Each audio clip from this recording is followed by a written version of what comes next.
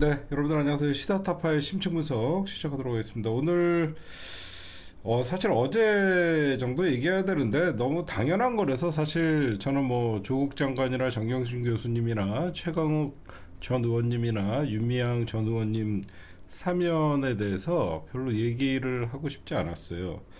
당연히 해야 되는 거거든요. 왜 그러냐면 또 일부 갈라치기 새끼들이 조국 사면 반대한다 이런 소리들을 하는데 저는 이런 말씀을 드리고 싶어요. 조국의 사면을 반대하면 검찰의 수사를 정당화 시켜주는 거예요. 저는 아니 누가 봐도 잘못된 수사였잖아요. 검찰의 검찰권 남용에 의해서 벌어진 사건이거든요. 저는 그래서 이거는 사면이라고 우리는 사실상 법률적 용어를 쓰지만 사실 정상화 시키는 거예요. 정상화 작업이라고 생각을 하고 그다음에 그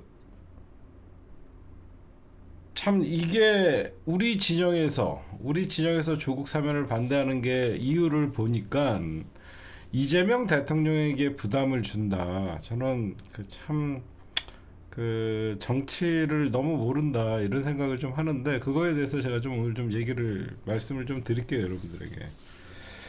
일단은 이재명 대통령의 결단으로 사면이 결정됐죠. 일단은 결정이 됐고 어떻게 보면 최악의 검찰권 오남용의 결과였고 누가 봐도 어떻게 한 사람을 저렇게 도륙을 하고 가족들을 저렇게 하냐라고 하면서 참 이거는 말도 안 된다라는 생각들을 많이 했는데 일단 뭐 사면됐으니까 너무 좋죠. 저는 이제 이재명 대통령 관점에서 보면요. 사람들이 이재명 대통령을 잘 모르는 것 같아요. 왜 그러냐면 이재명 대통령은 제가 아는 이재명은요. 정치적 부담이 되는 일이나 그런 거는 만약에 진짜 부담 간다 그러면 안 합니다. 이재명을 너무 몰라요.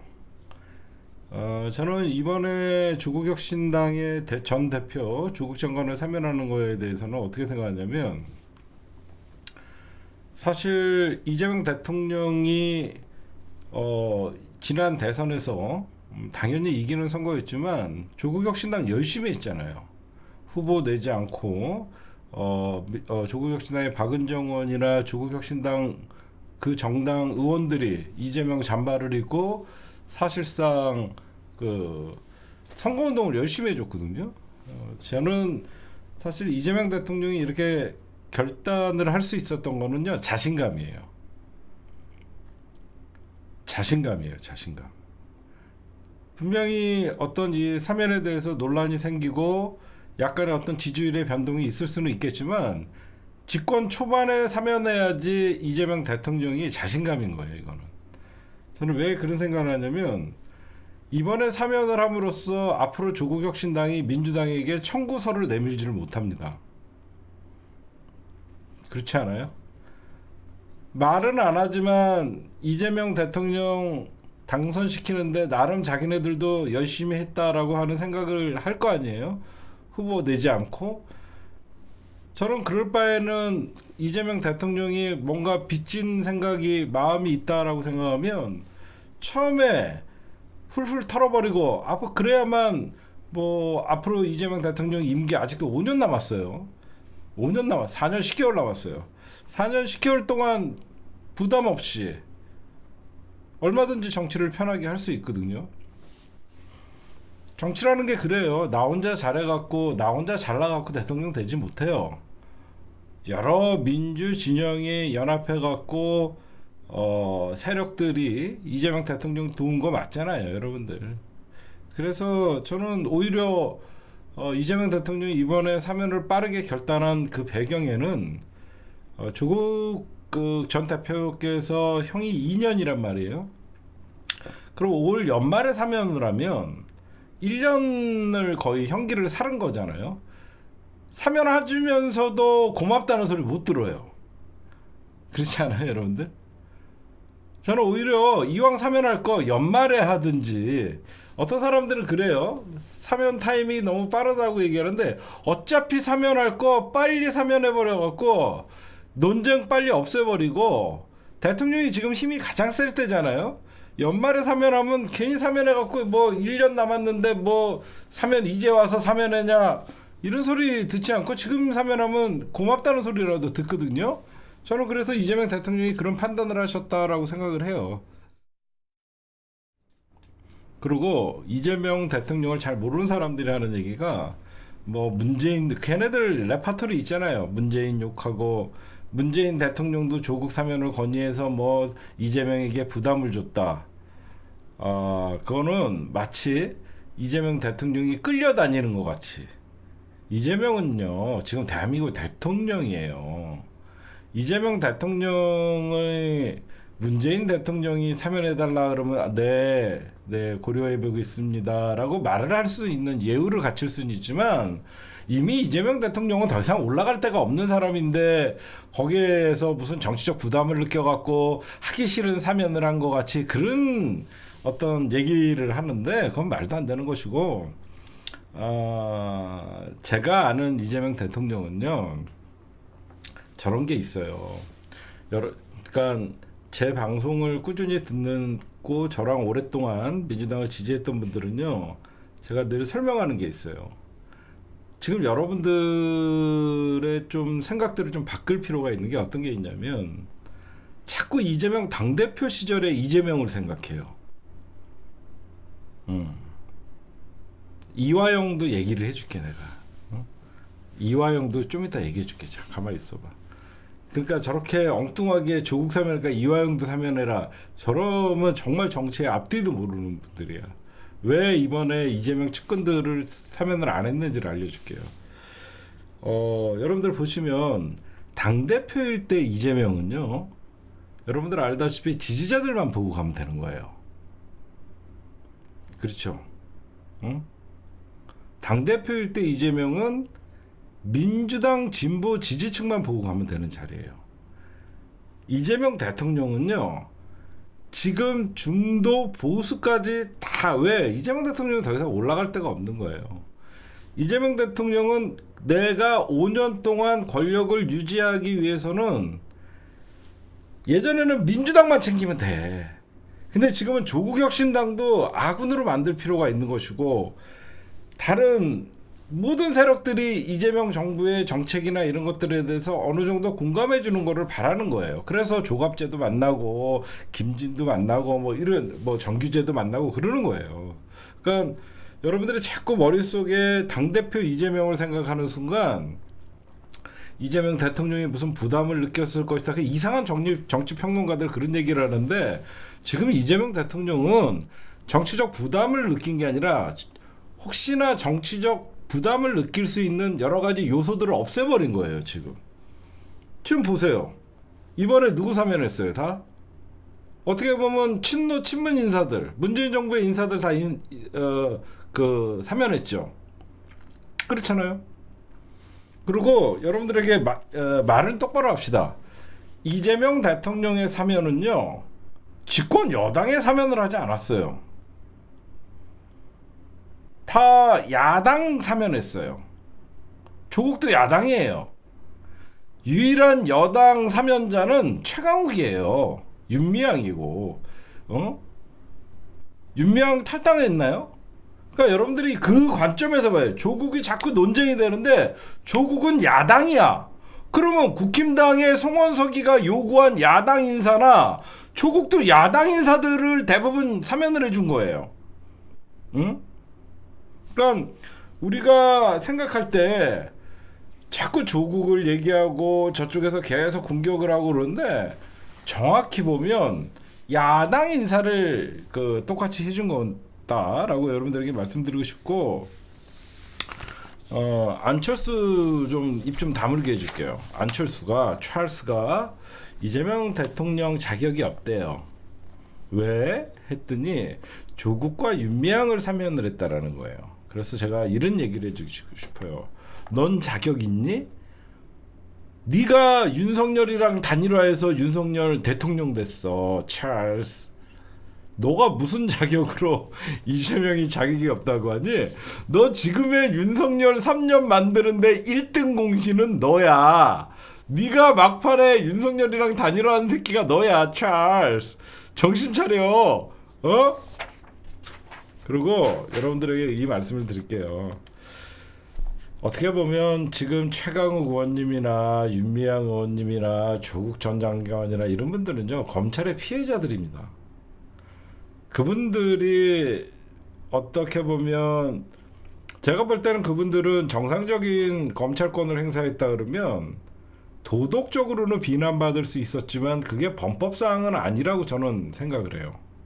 어디까지다 이거를 무슨 사면이니 자꾸 우리 내부에서 사면을 가지고 논쟁을 하게 되면요, 정말 큰 죄를 진 사람을 이재명 대통령이 권력을 남용해서 마치 죄를 사해준 것 같이 보이는 거야. 아니에요.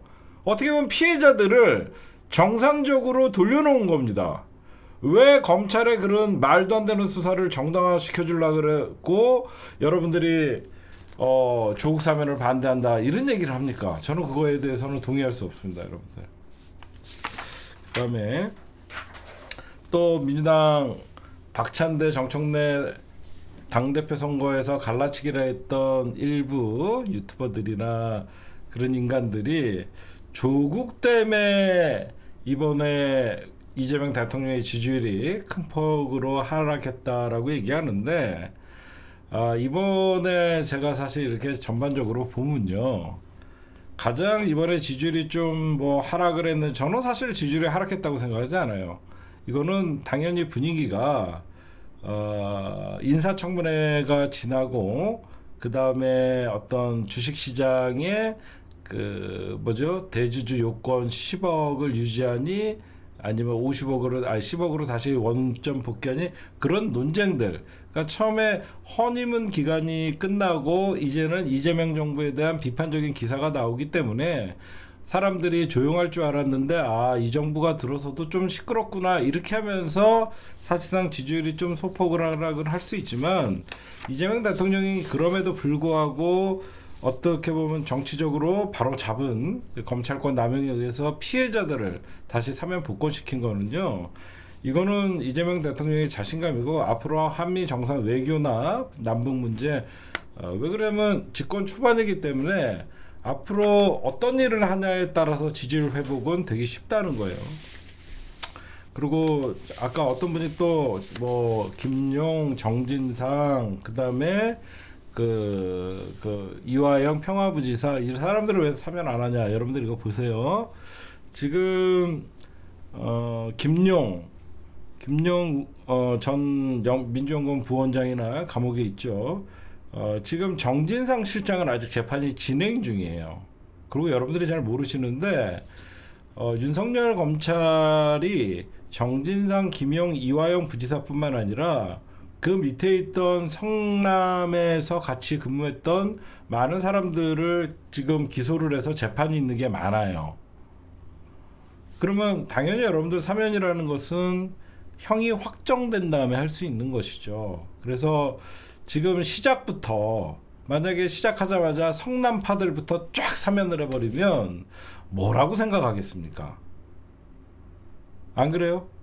그래서 만약에 이번에 사면 명단에 이화영 부지사나 김용 전 민주연구원 부원장을 넣을 경우에는 뭐 자기 뭐 식구 뭐 이런 얘기가 나오고, 또 나중에 정진상 사면할 때는 다 사면한다 그래서 이왕 그분들은 이재명 대통령과 정치적으로 같이 생명을 같이 걸어온 분들이기 때문에, 잠시 원래 여러분들 아끼는 자식에게 더 엄하게 대하듯이 이분들이 하루하루 물론 이 더위에 감옥에 있는 자체가 고통일 테지만, 결국은 한 번에 정진상, 김용, 뭐 누구 이화영 뭐 할 거라서 한 번에 나중에 사면을 하면 되는 거지. 뭐 지금은 정진상 누구하고, 김용, 이화영하고, 또 정진상 누구하고, 그러면 성남파 다 사면 차라리 그때 가면 더 부담스러운 거죠. 제가 그래서 오히려 형이 확정돼 정진상 실장 같은 경우는 아직 형이 확정이 안 됐거든요. 그래서 한 번에 그분들은 저는 사면을 할 생각인 거가 아닌가 이런 생각을 하는데 요거는 굉장히 단순한 분석이고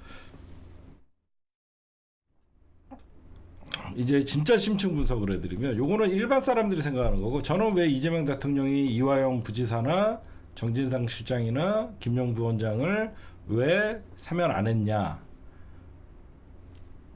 앞으로 특검에서 그리고 민주당이 검찰총장을 잡고 결국은 어떻게 되냐 검찰의 조작 수사가 드러날 게 뻔하기 때문에 굳이 사면에 무리한 카드를 쓰지 않아도 성남 FC 사건이나 쌍방울 대북송금 주가 조작 사건이나 이런 것들은 제가 보면 검찰 사건에서도 이제는 바로잡을 수 있다라는 자신감이라고 생각해요. 그렇죠? 굳이 여기서 그 죄를 인정해주고 사면을 하는 게 아니라 여기저기서 검찰이 짜고 치고 함정을 놓고 조작했다는 것들이 하나둘씩 다 밝혀지면 쌍방울 사건은 쫙 풀리는 거고 대장동 사건도 풀릴 수밖에 없고 왜?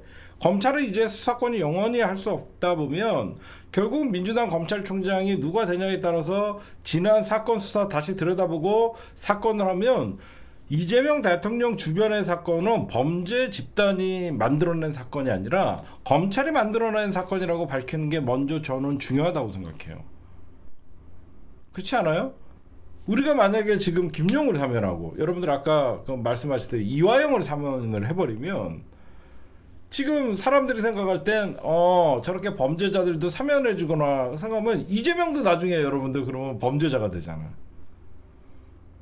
이재명 대통령은 대통령이라서 재판이 중단됐는데 그 사람들의 그 죄를 인정을 해버리면 결국은 타겟이 이재명이었잖아. 이재명을 잡기 위해서 김용을 잡았고 이화영을 잡았는데 이화영의 사건이 조작됐고 김용의 사건이 조작됐고 대장동 정진상의 사건이 조작됐다라고 하면 당연히 이재명 대통령은 재판을 해야 되는 그런 논쟁 자체가 필요가 없잖아요.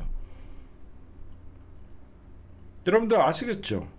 그러니까 저는 그래서 사람들은 왜 조국은 사면하고 이화영은 사면하느냐는데 지금 누가 봐도 검찰의 과거 조작 사건들이 드러나고 있고 검찰 친윤 세력들이 물러나면 당연히 반윤 세력들이나 그 사건이 얼마나 조작되고 날조됐는지가 안 드러날 수가 없어요. 그래서 제가 볼 때는 여러분들이 보실 때 조국이나 친문 진영만 사면을 했다 그거가 아니라 이재명 대통령 입장에서는 없는 죄를 무슨 사면을 해야 되냐.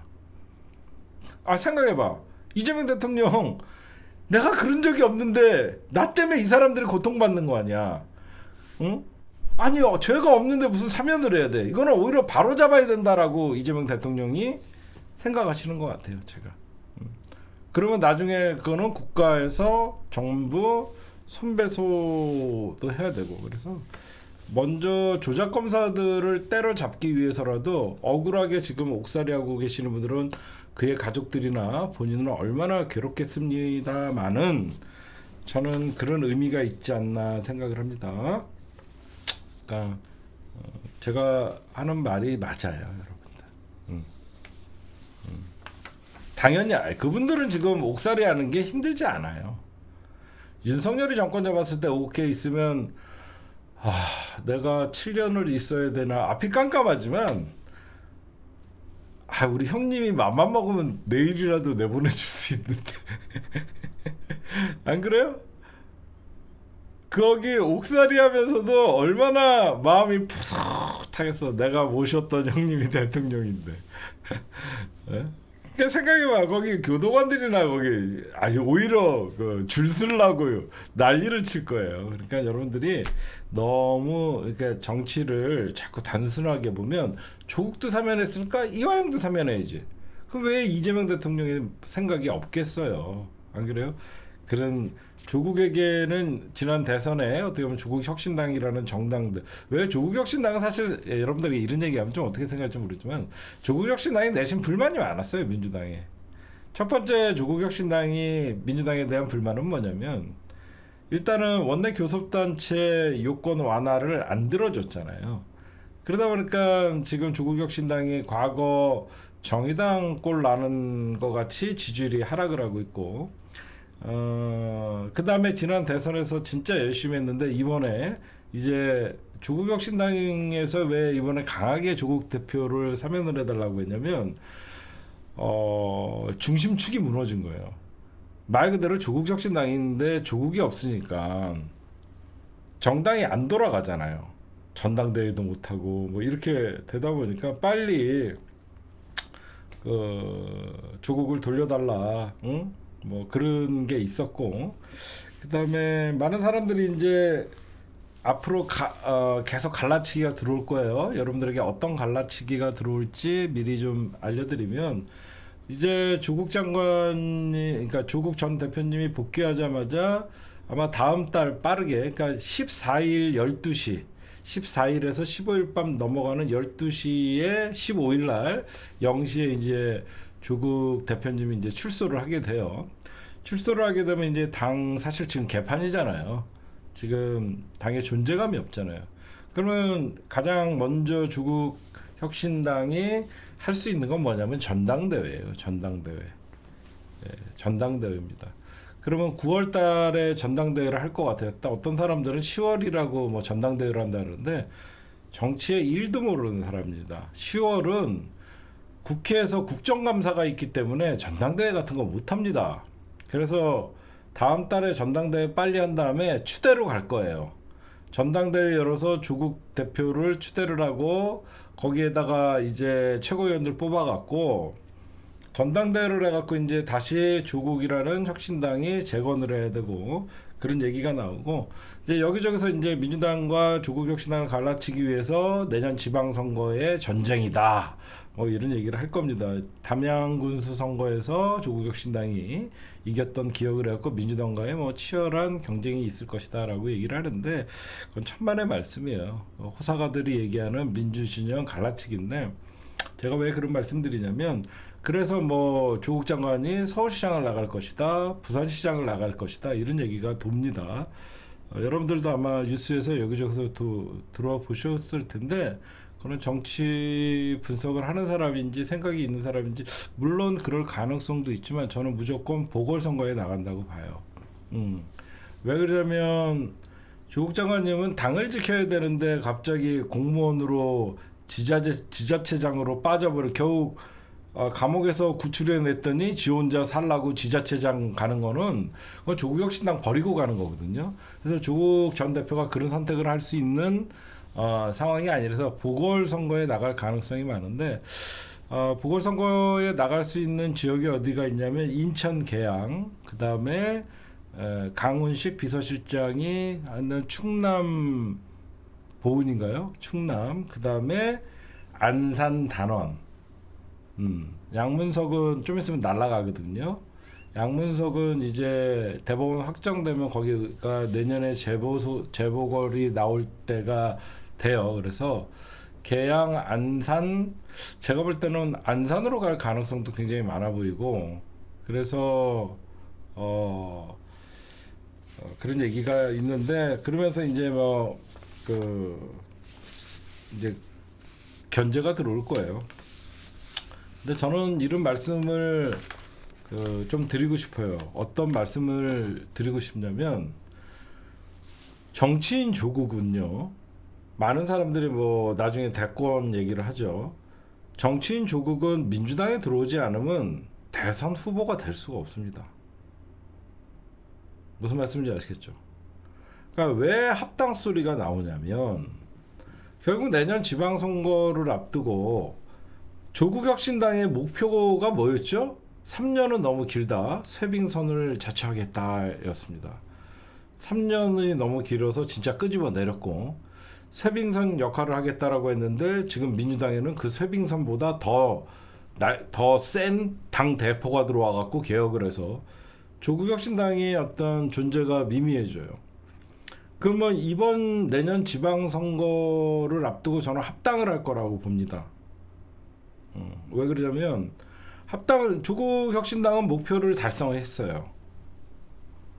이대로 계속 가다가는 민주당 지지자들과 조국혁신당 지지자들이 그러니까 여러분들 아무리 아군이고 우리 편이라고 생각하지만 당이 다를 경우에는요 지지자가 갈리고 결국은 정치라는 게 서로 감정이 상할 수밖에 없어요. 제가 보면 조국혁신당은 결국은 민주당과 저는 합당을 할 거라고 저는 예상을 해요. 내년 지방선거를 앞두고. 왜 그러면 조국혁신당에서 내년 지방선거에 독자적인 후보를 낸다던가 그러면 조국은 어떻게 보면 차차기를 넘보는 사람이기 때문에 민주당 지지자들에게 지지를 받지 않고 나서 자기의 미래가 없다는 걸 알아요. 그리고 조국은 인천 계양이든 안산이든 어디를 나갈 때 민주당과의 어떤 소통 없이는 독자적으로 나가서 당선될 수 없습니다. 그 얘기를 꼭 해드리고 싶어요. 만약에 인천 계양에 조국 대표가 나가고 싶어도 민주당 후보와의 교통 정리가 없는 이상은, 그러니까 조국혁신당은 사실상 민주당의 동의 없이는 그 어떤 정치 행보를 하기가 쉽지가 않아요. 뭐 그렇다 그래갖고 민주당과 엇박자를 낼 수도 없고, 그래갖고 민주당과 엇박자 내면 어떻게 되는지 정의당 꼴 나는 건 다 봤거든요. 응? 여러분들이 보시면 그러잖아요. 응? 그래서 그 차기 같은 소리 안에 지금 이재명 대통령 집권한 지 2달밖에 안 돼서 차기 얘기는 안 하는 게 맞죠. 근데 제가 오늘 어느 분들에게도 이런 말씀을 드렸는데, 대통령 입장에서는 여러분들 지금 이재명 대통령이잖아요. 이재명 대통령 입장에서는 집권 여당의 대선 후보가 많으면 좋을까요? 적으면 좋을까요? 여러분들에게 한번 퀴즈를 낼게요. 이재명 대통령님 입장에서는 집권 여당의 대통령 후보가 많으면 좋을까요? 적으면 좋을까요? 여러분들이 보실 때 많으면 좋죠. 왜 좋을까요? 많으면 왜 좋을까요? 맞아요. 많으면 좋아요. 근데 많아야지 좋은 이유가 뭘까요?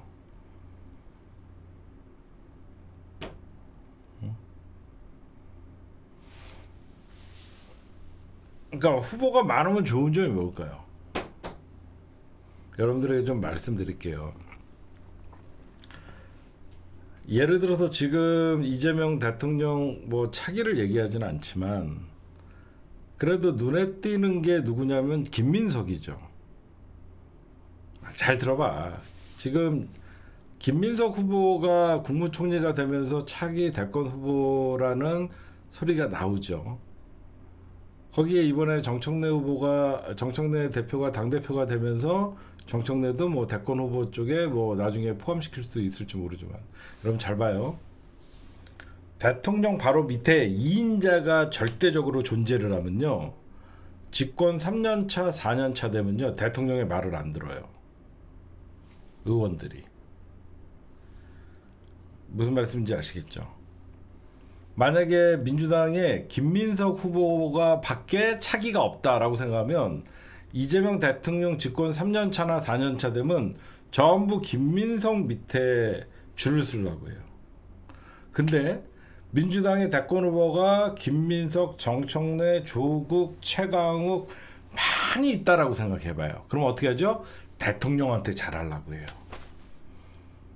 이제 이해가 가시죠? 민주당의 대통령 후보가 5명이면 그러니까 대통령 후보가 1명이면 대통령과 각을 세우려고 그래요. 집권 후보한기에 지지율이 떨어지면 민주당의 후보이지만 대통령과 각을 세우려고 해요. 근데 후보가 많으면 이재명이라는 김대중 대통령 이후에 가장 민주당의 그립감이 좋은 가장 강력한 리더십을 갖고 있는 이재명 대통령은 집권 4년차가 되든 5년차가 되든 이 팬덤층은 무너지지가 않아요.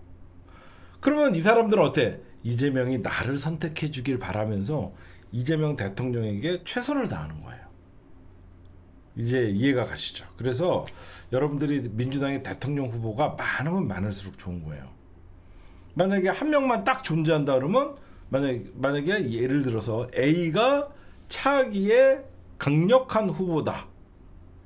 차기의 강력한 후보다 그러면 이놈은 어느 순간 이재명과 각을 세워서 자기 정치를 해요. 근데 김민석도 있고 정청래도 있고 최강욱도 있고 조국도 있고 뭐 추미애도 있고 뭐 우원식도 있고 다 많으면 어떻게 해요? 전부 이재명에게 충성해요. 이재명이 누굴 후계자로 낙점 찍나. 그래서 이재명 대통령 입장에서는 굳이 조국 장관도 어떻게 보면 미래의 우리 민주시장의 좋은 자원이잖아요. 이런 분들을 적대시할 필요가 없는 것이죠. 그래서 정치공학적으로 보면 이재명 대통령은 어떤 한 명에게 어떤 후계자나 그런 것들, 그러니까 저쪽 보세요. 여러분들이 잘 보시면 국힘당 꼴라요. 국힘당은 차기의 한동훈이라고 생각했잖아 처음에. 차기의 한동훈이 새끼가 다음은 자기라고 생각해서 어떤 짓거리 했어요. 윤석열과 각세우잖아. 만약에 여러 가지 강력한 윤석열이 한동훈이를 처음부터 안 키워주고 여러 가지 후보들을 키워줬다 그러면 한동훈이가 저지랄을 못해요. 한동훈이는 지가 차기라고 딱 생각을 했기 때문에 지가 윤석열과 나중에 각세우고 들이받잖아요. 그런 게 여러분들이 좀 있다 보시면, 그래서 저는 우리 민주주의의 큰 파이를 봤을 때는 조국도 우리의 파이고, 여러분들이 조국 장관 전 대표가 뭐 사면이 됐다라고 민주당에 1도 손해 볼 게 없다, 그런 말씀을 좀 드리고 싶고, 어제 이재명 대통령이 사실 제가 말씀드리지만 국무회의는 화요일 날 열리거든요, 관례상. 근데 어제 월요일 날 복귀하자마자 임시 국무회의를 연 거는 이제 사면을 빨리 논란을 종지부찍으려고 그랬다, 이렇게 여러분들에게 요 정도만 얘기하면, 이제 사면에 대해서 여러분들이 뭐 조금 안 좋게 생각하셨던 분들도 크게 보면 법문 민주진영, 즉 이재명 대통령은 지금 조국혁신당도 지지를 받아야 되고 다 지지를 받아야 되는 입장이기 때문에 이재명 대통령 입장에서는 굳이 적을 만들 필요가 없잖아요. 다만 제가 좀 걱정하는 건 있어요. 누가 봐도 우리가 시기의 문제지, 조국혁신당과 민주당의 합당은 시기의 문제지 언젠가는 될 거라고 다들 어름짐작은 하죠. 왜 그러면 조국혁신당이 독자적으로 갈 수 있는 어떤 야성을 갖고 있거나, 좀 민주당보다는 저거 왼쪽에 있다고 하지만 지금의 민주당 당대표는 정청래 대표이기 때문에 가장 개혁적인 사람이거든요. 그래서 존재감이 없어질 거예요. 제가 좀 우려스러운 거는 눈치 빠른 용해인이가 조국 대표가 사면돼서 나오자마자 기본소득당과 조국혁신당이 합당을 할 가능성이 좀 또 잔머리를 쓰지 않을까. 왜 그러면 용해인이는 지금 안산 단원에서 지금 박가리하고 앉아있거든, 사무실. 또 비례대표 이제 3번은 못해 먹을 것 같으니까 결국은 용해인이는 민주당에 들어오려고 하는 걸 텐데, 정치에 욕심이 있으면 바로 민주당에 들어오면 반발이 심할 테니까 개혁적인 조국혁신당과 합당을 한다라고 해서 나중에 민주당으로 기어 들어올라오는, 그래서 지금 안산에다가 자리를 잡지 않나. 내가 예상하면 틀리지가 않더라고. 그쵸? 뭔가 용인이가 사무실을 안산에다가 꾸렸거든요. 그러면 지가 민주당 후보와 경쟁해서 이길 수 없다는 걸 알 거 아니야. 그러면 자연스럽게 조국혁신당을 이용해서 이번에도 비례대표 먹었잖아, 야권 연대로. 그러니까 용해인이가 이 잔머리를 굴리면 조국혁신당과 기본소득당이 합당을 하고 거기에 나중에 자연스럽게 조국혁신 무슨 당에 흡수가 되면 나중에 조국혁신당 따라서 민주당으로 흘러들어오려고 하는 그런, 내 눈엔 이상하게 그런 게 보여서 그러지 않았으면 좋겠다. 그런 얘기를 좀 해드리고 싶습니다. 예. 사면 얘기는 여기까지만 할게요. 이재명 대통령 사면 때문에 뭐 지지율이 떨어졌다 그런 거보다는 이춘석 그 차명계좌 주식과 그 양도세 대주주 요건 그 두 가지가 가장 큰 영향이 좀 있지 않았나 그런 생각을 합니다. 제가 볼 때는. 예. 그다음에 우리 프레지던트 잼 해보도록 하겠습니다. 여기서도 좀 사람들이 짚지 않고 있는 게 있는데 25일 날 정상회담을 하기로 했어요. 그래서 이재명 대통령께서 이제 24일 날 출발하고 26일 날 24, 25, 26 이렇게 보고 계시는 것 같은데 지금 사람들은 방위비 문제를 얘기를 합니다. 저는 방위비는 돈이에요. 돈이야 올렸다 내렸다 서로 흥정의 어떤 묘수가 있을 수 있어요. 협상이라는 게 돈 문제는. 근데 가장 난제가 뭐냐면 난 이 말이 좀 이상했는데 내가 좀 분석을 했어요. 여러분들 지금 미국이 우리에게 1순위로 요구하는 게 여러분들은 한미 방위비 증액이라고 생각하는데 아닙니다. 동맹의 현대화 이게 무슨 뜻인지 아시는 분? 동맹의 현대화 이게 굉장히 무서운 말이에요. 동맹의 현대화 이면이 가장 무서운 겁니다. 저는 이게 동맹의 현대화? 저는 이게 굉장히 중요한 이슈라고 생각하는 게 지금 여러분들이 대충 맞아요. 중국 견제 뭐 대만 다 맞는데 이 동맹의 현대화 이면에 깔려 있는 건 뭐냐면 지금 여러분들 알다시피 주한미군은 육군 중심의 어떤 군사 재편이죠. 우리 주한미군은 육군 중심이잖아. 어? 육군 중심. 근데 동맹의 현대화라는 거는 해군 중심으로 간다는 거예요. 이게 무슨 말이야? 해군 중심으로 간다는 거야. 해군. 아니 중국 공격을 떠나서 동맹의 현대화라는 거는 지금 우리는 용산이나 지금 막 이게 주한미군 자체가 우리가 이게 육군 중심으로 돼 있었는데 동맹의 현대화라는 거는 해군 중심으로 간다라는 건데 그래서 용산에 있었던 주한미군 기지가 평택으로 간 거예요. 평택은 옆에 항구가 있잖아요. 그렇죠? 평택항이 있잖아요. 그래서 용산 주한미군 기지가 왜 평택으로 옮겼냐면 이게 다 미국의 전술과 엮여 있는 거예요. 그럼 뭐냐? 동맹의 현대화가 가장 최우선적으로 의제가 될 것이라는 말은 일단은 주한미군 주둔의 인력을 빼서 인도태평양 전략에 투입하겠다는 거죠. 인도태평양 하면 어디냐면 중국의 남하를 막기 위해서 결국은 대만.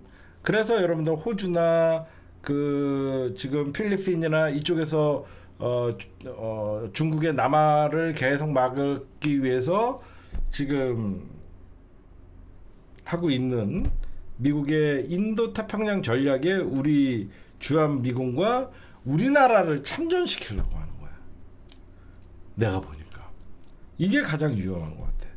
이 동맹의 현대화를 할 경우에는 우리나라가 자연스럽게 중국의 견제를 같이 부담을 해야 되고 결국은 대만과 중국이 전쟁을 할 경우에는 미군이 개입되면 우리나라도 자연스럽게 개입된다는 거죠. 그럼 우리는 중국과의 적대적인 관계가 돼버리는 거죠. 아마 제 해석이 맞지요, 여러분들. 그렇죠? 제 해석이 아마 맞을 거예요. 그래서 저는 주한미군 방위비야 우리나라가 어떤 돈의 문제니까 얼마든지 협상을 통해서 할 수 있겠다라고 생각을 하지만 이 동맹의 현대화가 최우선 의제가 될 거라고 얘기를 하더라고요. 동맹의 현대화가 최우선으로 얘기할 것이다라고 얘기하는 거. 그 이면에는 뭐가 깔려 있냐면, 그러니까 미국의 정책을 간단하게 말씀드리면 그냥 딴 거 아니야. 미국이야 우리 그러니까 미국 선택할래 중국 선택할래? 우리는 중국이 적이야. 응. 우리는 무조건 동맹국들이랑 응? 힘을 합쳐서 우리는 동맹국들이랑 힘을 합쳐서 다자간 중국을 견제할 거야. 너희들도 미국이야 중국이야. 계속 트럼프 정부가 이걸 압박을 하는 거예요. 지금. 오늘 벌레 좀 잡아주세요, 로렌님.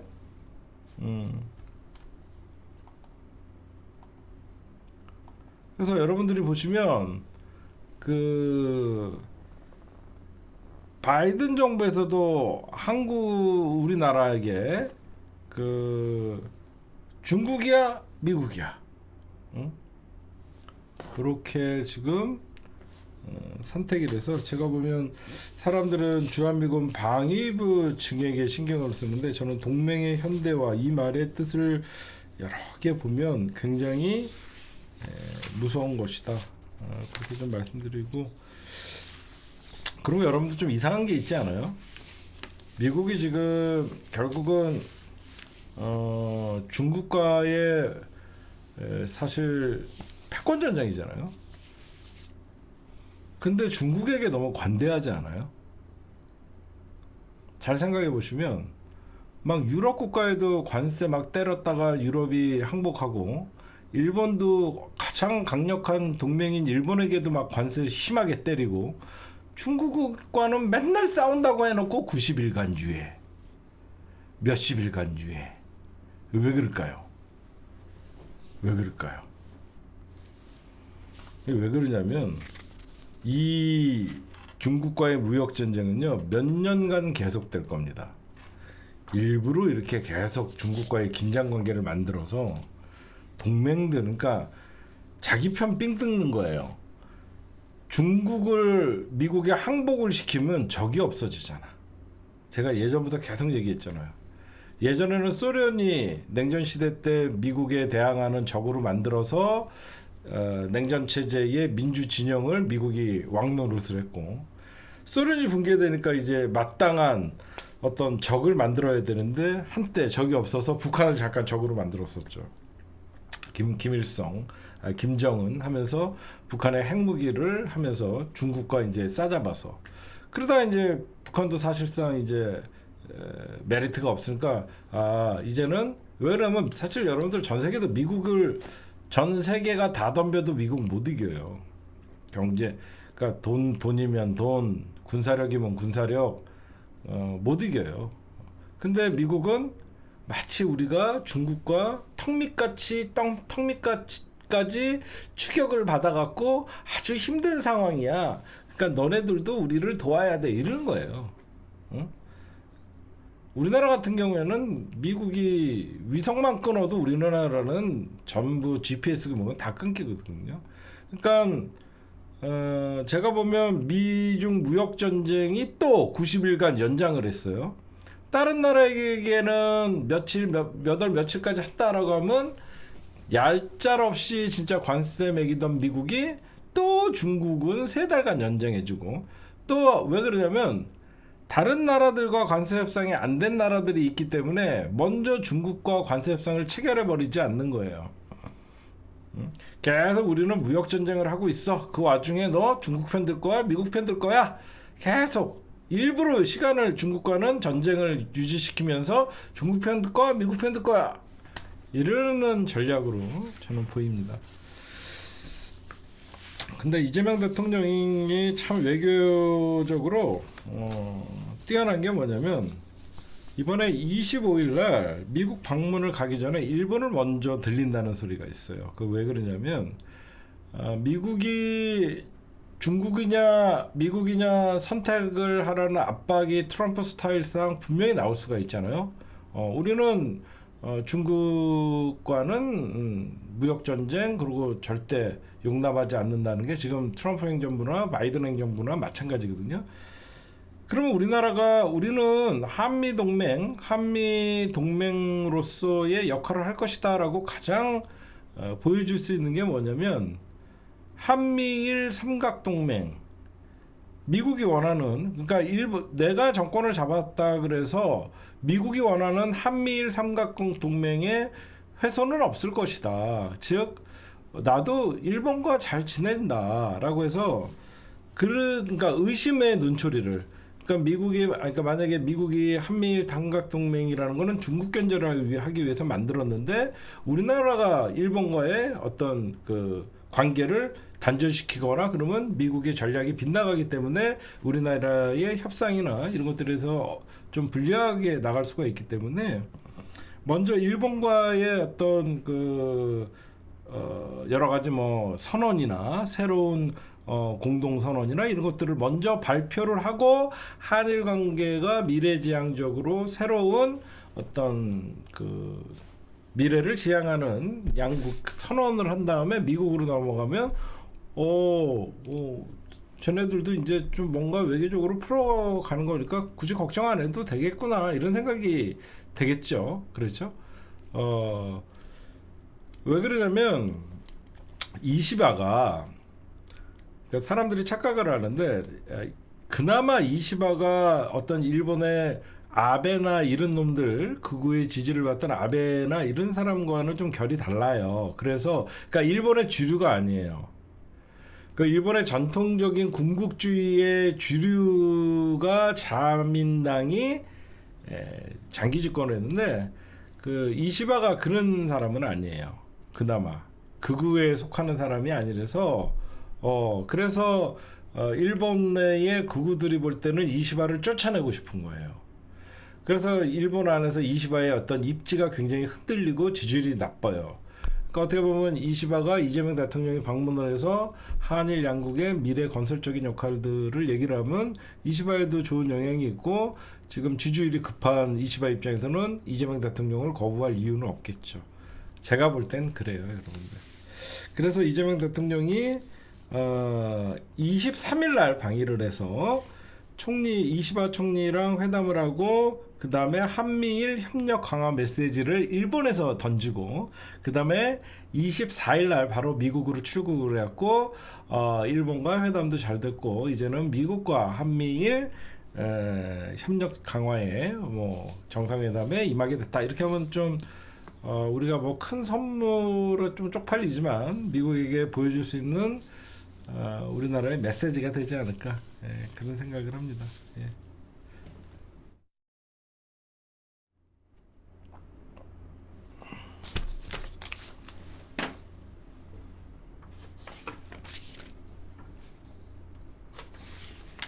그리고 저는 이재명 대통령이 민주당이 이춘석 어떤 그 의원의 문제, 그 다음에 이번에 그 사면의 문제, 그 다음에 주식 대주주 양도세 문제 이런 것 때문에 민주당이 어떤 이재명 대통령의 지지율이 좀 깎였다는 소리가 있지만 이거는 얼마든지 여러분들 외교로 돌파할 수 있는 거예요.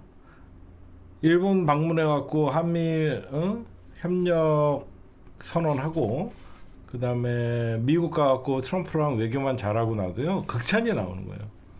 윤석열 같이 김건희 데리고 갔다가 명품 쇼핑하다가 걸려갖고 삐끼가 저를 잡았어요. 저는 갈 마음이 없었어요. 삐끼가 잠깐 디올 오라 그래서 잠깐 들렸어요. 야, 어느 명품샵이 삐끼를 쓰냐? 진짜 2년이면 입만 벌리면 거짓말이야. 응? 아니 나는 김건희 거짓말을 보면 그냥 입만 벌리면 거짓말이야. 여러분들 어디 명품샵이 삐끼를 씁니까? 전 세계에 전 세계에 삐끼 쓰는 명품샵 있어요? 그때 변명이 리투아니아인가 어디 갔다 와서 명품 갖다가 딱 걸렸잖아. 그것도 그 나라 신문에서 한국의 어떤 대통령의 퍼스트 레이디가 여기 명품 거리에서 쇼핑을 했다. 그게 우리나라가 취재한 게 아니라 그 리투아니아 맞나요? 그 나라의 그 신문에서 나왔던 거예요. 그랬더니 왜 거길 갔냐 했더니 삐끼가 자기를 꼬셨다. 아이고. 말 같지도 않은 소리를. 저는 이재명 대통령이 이 한미 정상회담 하는 자체만으로도 여러분들 사실 지지율이 올라갑니다. 한미 정상회담하는 자체만으로도 지지율이 올라가고, 하여튼 지금 뭐 다 웬만한 이 정도로 해나가고 있는데, 여러분들이 이렇게 큰 걱정을 안 하셔도 될 것 같습니다. 그 다음에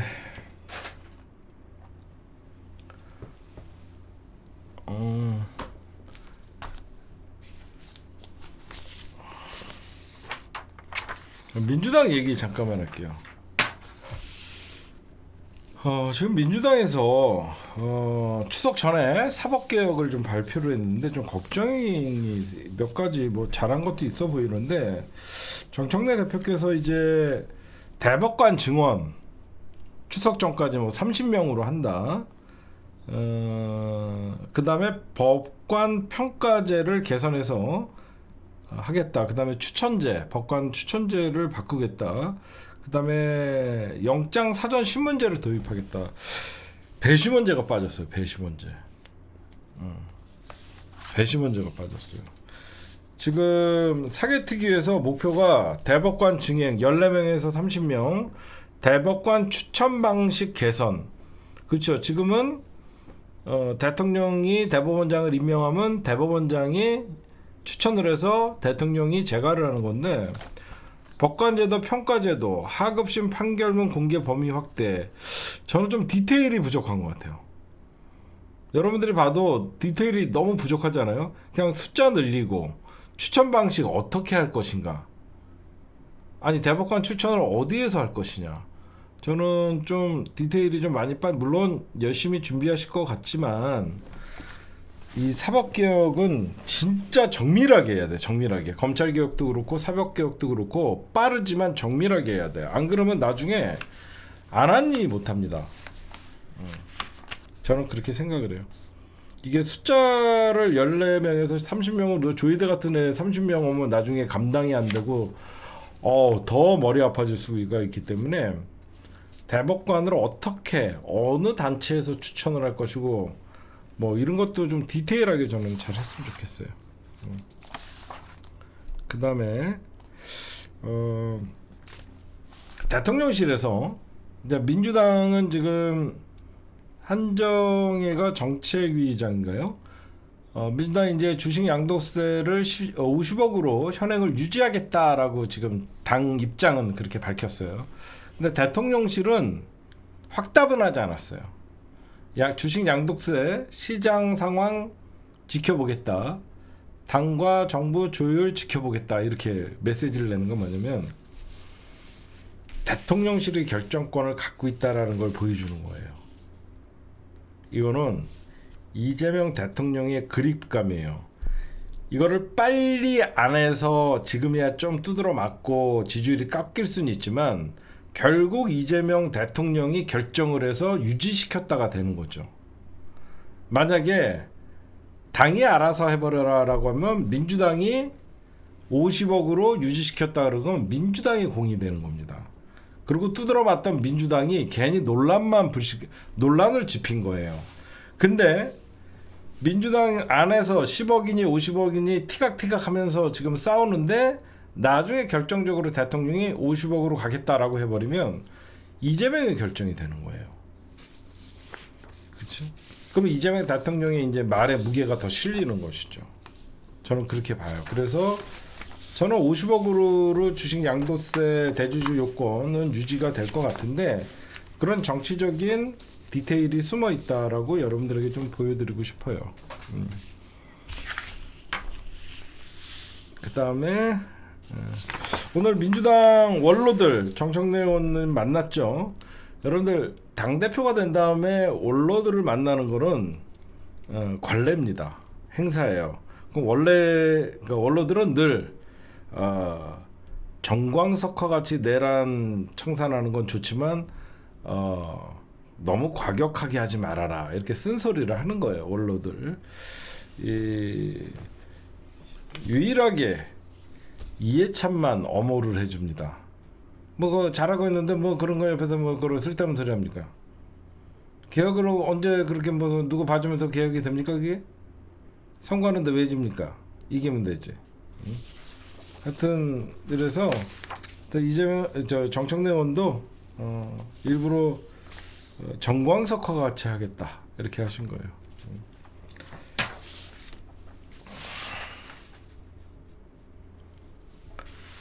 잠깐 이렇게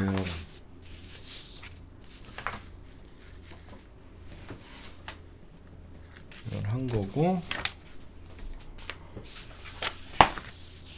그 다음에는 특검 얘기 좀 하고 이제 개 천박한 개.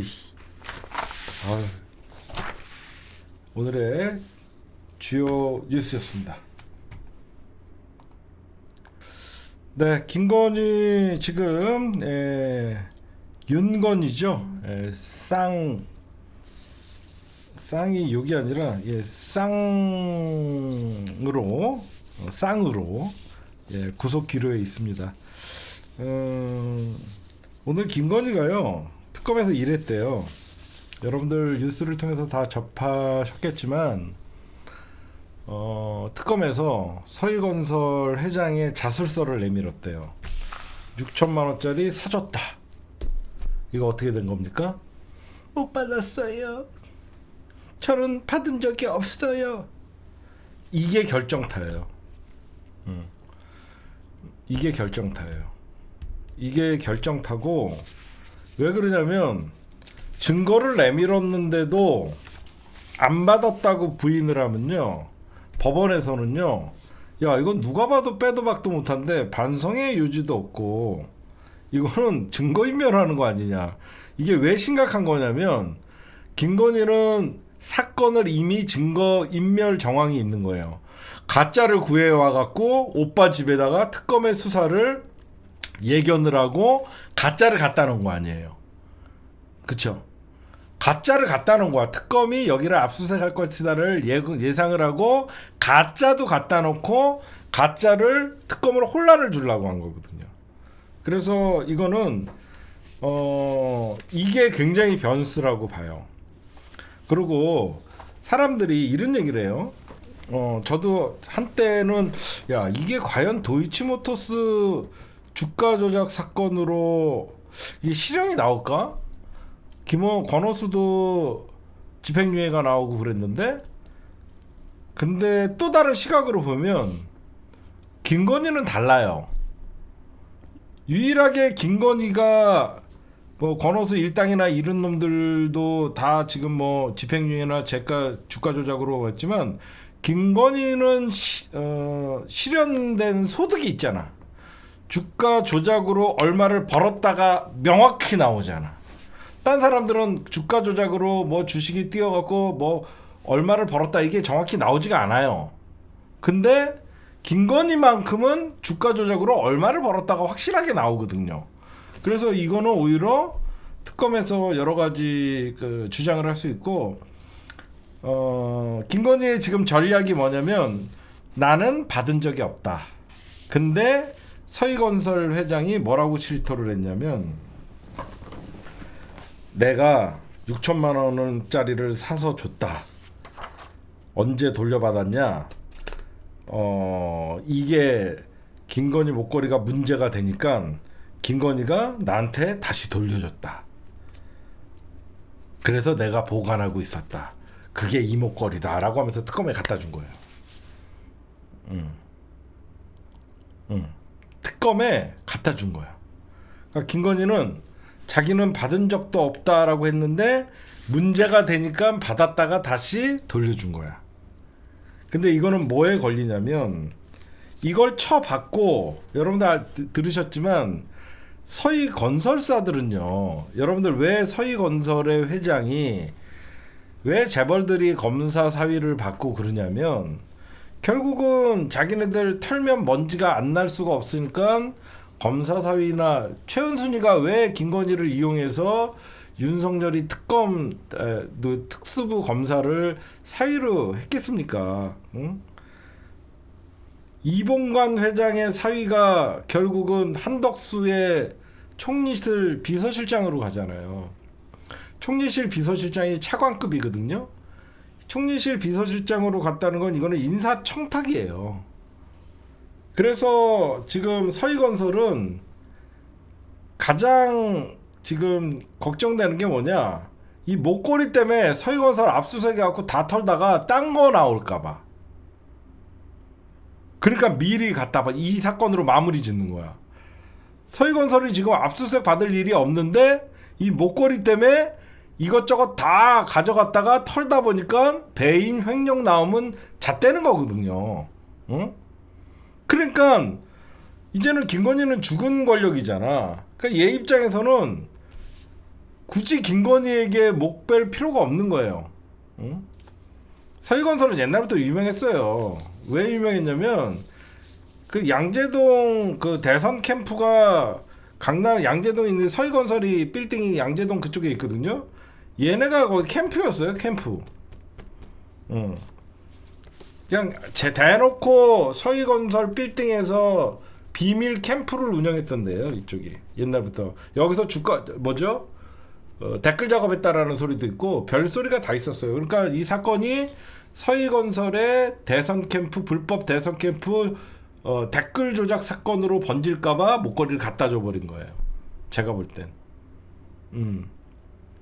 진짜로 이 사건이 서희건설 안에서 양재동 팀이라 그래갖고 대선 불법 대선 캠프 플러스 댓글 조작 이게 번져버리면 다 털리거든요. 그래서 서희건설 회장이 이거는 누가 시켰냐? 내가 볼 때는 이건 김건희 사위, 검사 사위가 시킨 거예요. 웃기죠? 이거는 검사 사위가 이런 판단을 하지 목걸이를 갖다 줘라라고 빠르게 얘기해 줄 수 있는 사람은 없습니다. 이거 어떻게 해야 되냐 할 때 당연히 검사 사위가 이건 빨리 특검에 갖다 줘야 된다 라고 해서 여기서 단락 지어야 된다 라고 얘기한 거다라고 보고, 그 다음에 그거를 좀 말씀드릴게요.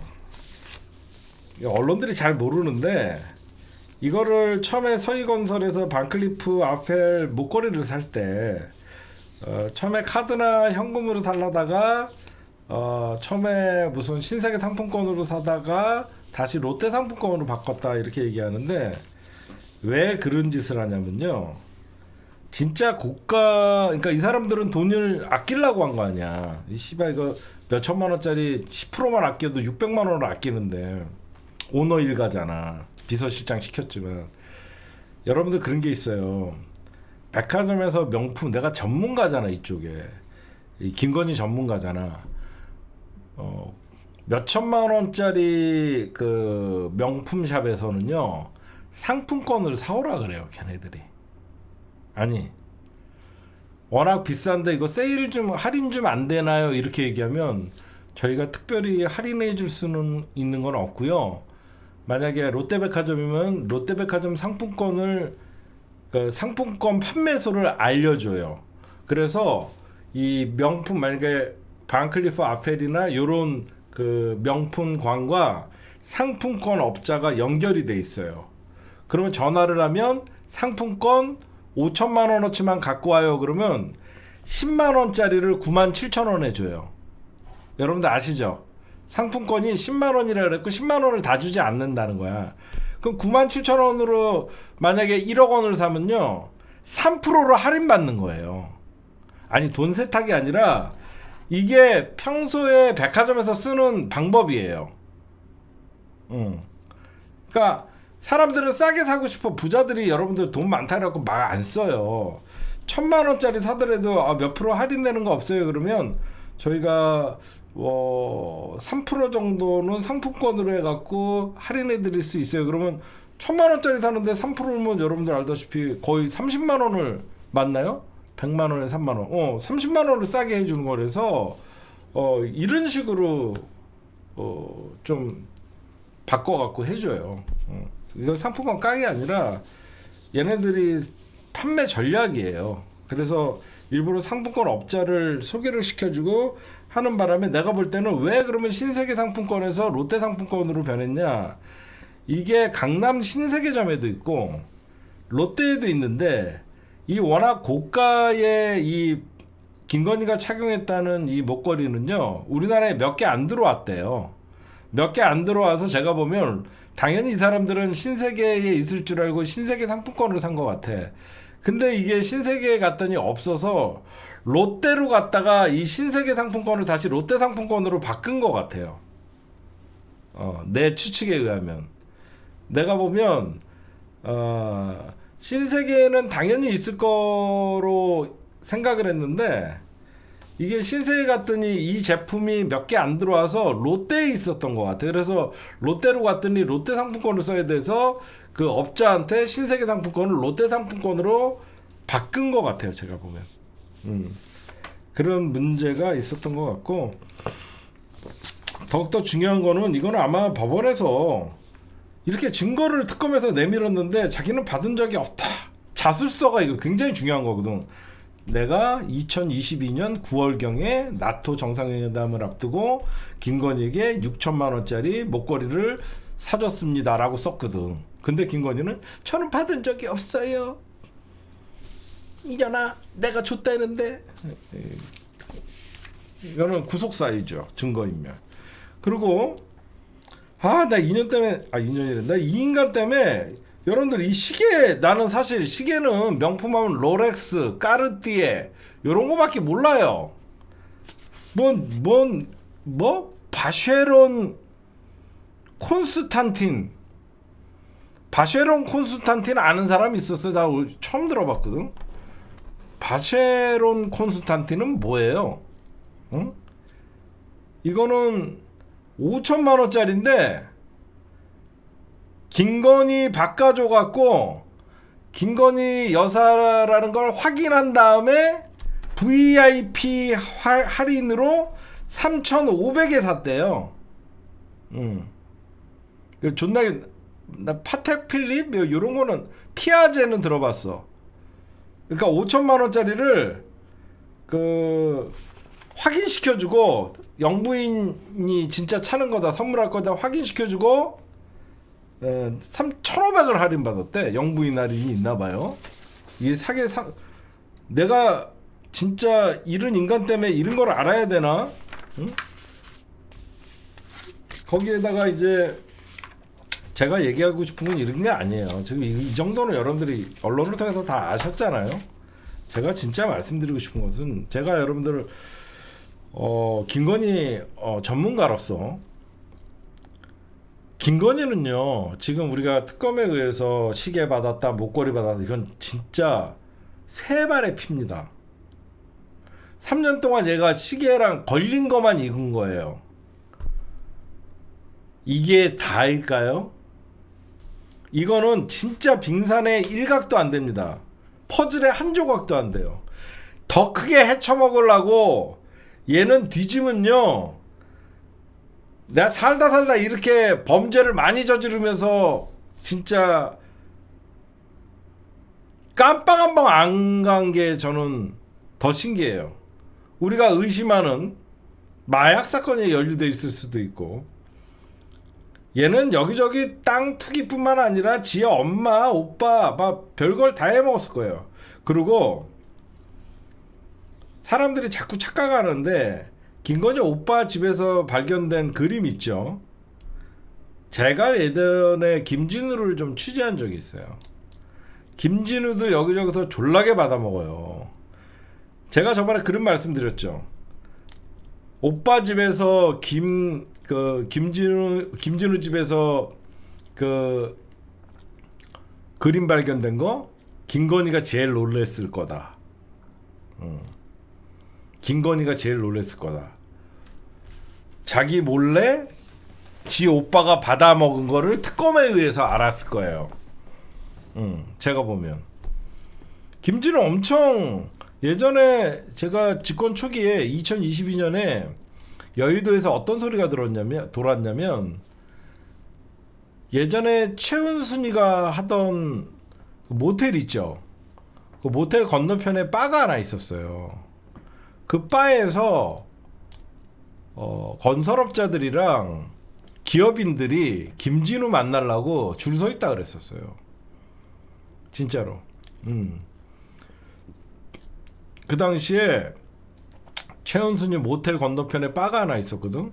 그 바에 김진우 만나려고 줄 서 있다는 얘기가 있었어요.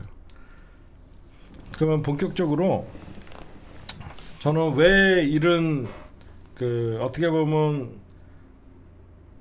참 부끄럽잖아요. 대한민국에 그래도 한때 대통령이 이거 야 화면이 왜 이래? 초점이 안 맞아. 한때 대통령 부인이라는 인간이 이건 뭐냐면요.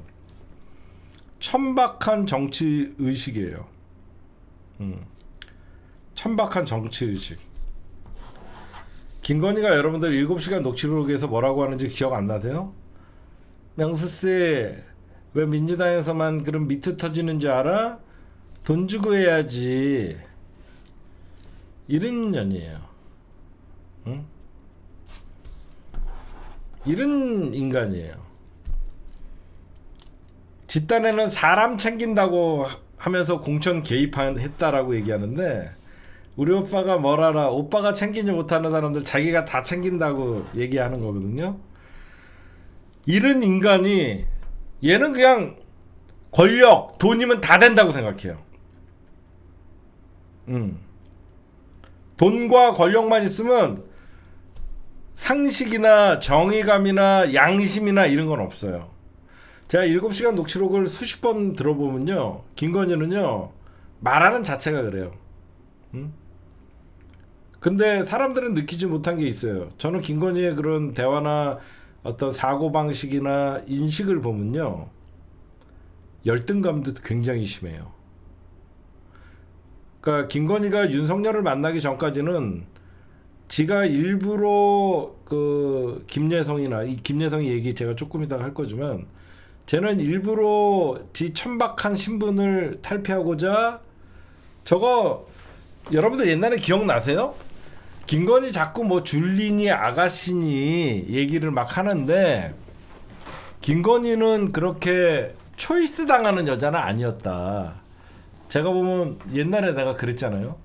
김건희는 지명이나 이런 거라고 그건 뭐 지금 뭐 마담이라는 소리들이 나오잖아요. 제가 김건희는 저렇게 여러분들이 생각하는 그런 술집 아가씨들 그 지명은 아니다. 제가 알기로는 그 당시에 뭐 말빨이나 그런 것들이 세갖고 김건희는 지가 이제 그 새끼 마담 정도의 역할을 했던 것 같아요. 제가 보면 그냥 제 생각이에요. 나도 살아야지. 그랬는데 이 김건희가 여러분들이 인식을 보면요, 얘의 얼굴을 이부진식 내는 거예요. 김건희의 얼굴 이렇게 쳐다보면요, 얘 귓볼도 성형했어요. 얘 이거 이부진 흉내낸 거거든요.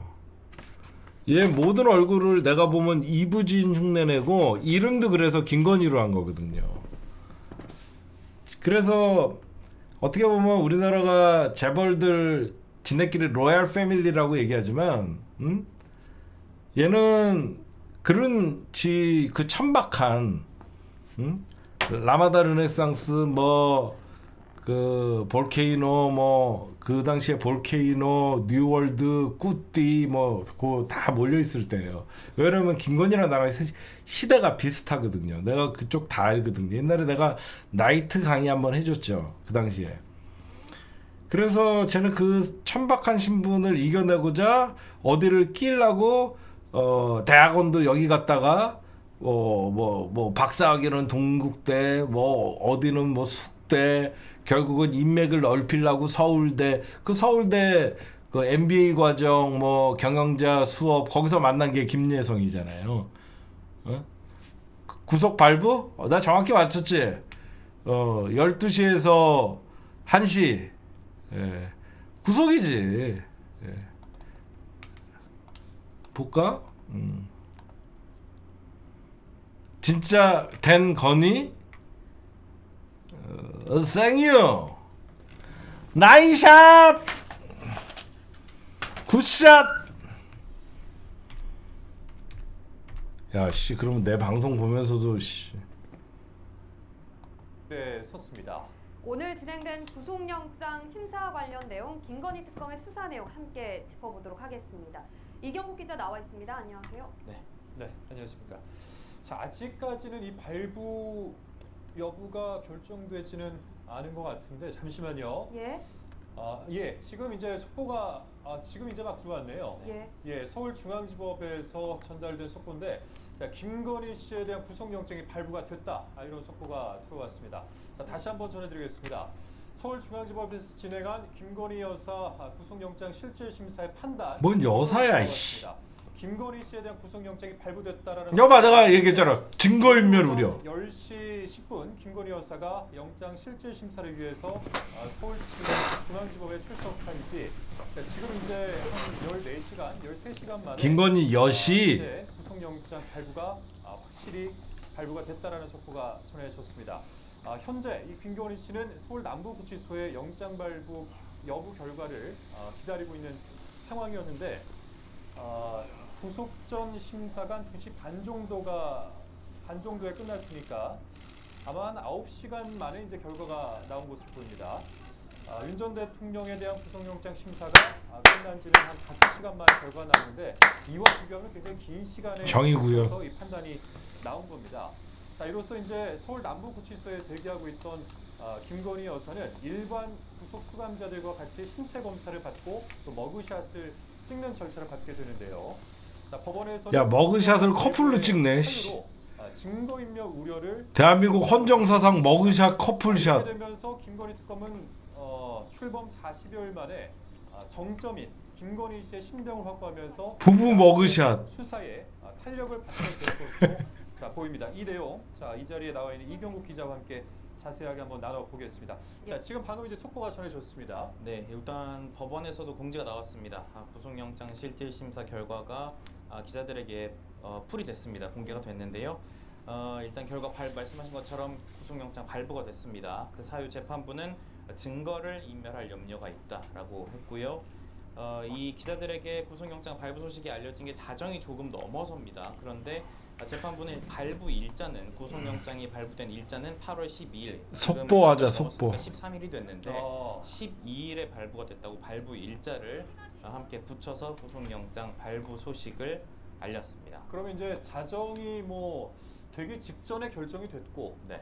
그 어떤 일련의 과정을 거쳐서 자정이 넘긴 이후에 공지가 됐다 이렇게 이해를 하면 될까요? 네, 맞습니다. 일단 재판부 판단은 말씀하신 것처럼 자정이 되기 전이죠. 12일에 결과가 나온 것 같고요. 그 결과가 이제 어떤 공보관이라든지 어떤 이런 공보 라인을 거쳐서 기자들에게 알려지는데 시간이 좀 걸렸기 때문에 이런 부분을 또 감안해서 재판부에서 12일 날 발부가 된 것이다라는 점까지 함께 설명을 한 것 같고요. 아무래도 이 발부 일자, 발부 시각에 따라서 또 구속 기간이 판단이 남부지법으로 간대. 부분을 고려해서 좀 정확히 법원에서도 설명을 한 것으로 보입니다.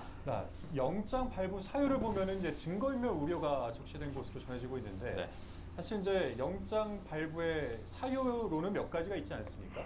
중대한 범죄, 증거인멸의 우려, 네. 도주의 우려, 그다음에 주거지의 불분명한 주거지 이런 것들을 들 수가 있는데 이 중에서도 특히 이제 증거인멸을 든 이유 이거는 이제 뭐라고 봐야 될까요? 일단 말씀하신 것처럼 법원이 구속 여부를 판단할 때 보통 범죄의 중대성을 일단 살피게 되고요. 그 피의자의 범죄 혐의가 소명이 되는지 살피게 되고 이와 함께 말씀하신 도주나 증거 인멸의 우려가 있는지를 검토를 하게 됩니다. 혐의 사실에 대한 공방은 당연히 이루어지게 되는 부분일 겁니다.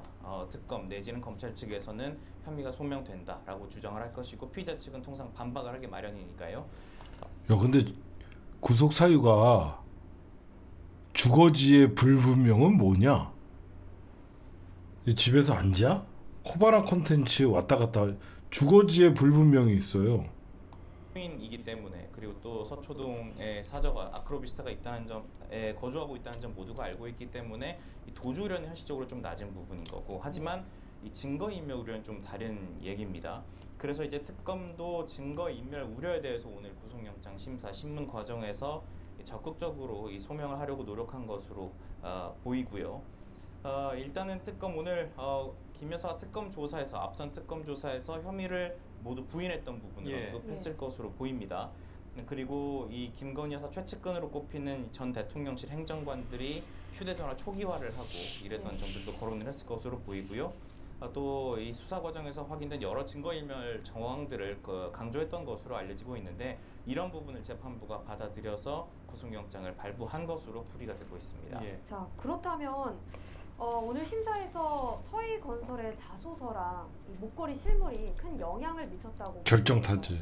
일단 가능성은 있을 것 같습니다. 물론 재판부의 구체적인 판단 내용을 알기는 어렵겠지만 일단 말씀하신 이 목걸이 같네요. 이 김건희 여사가 지난 2022년 나토 정상회의 순방 당시에 착용했던 이 목걸이 여러분들 뻔한 얘기니까 제가 요거 밑에만 띄워놓고 얘기를 좀 할게요.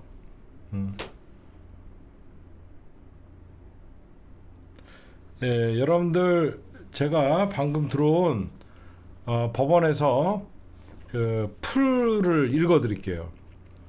구속영장 실질심사 결과 특별검사 민중기 청구권, 피의자 김건희, 대표 제명, 자본시장과 금융투자업에 관한 법률 위반 결과 발부, 증거를 인멸할 염려, 발부일자 2025년 8월 12일 어제 12시 전에 났네요.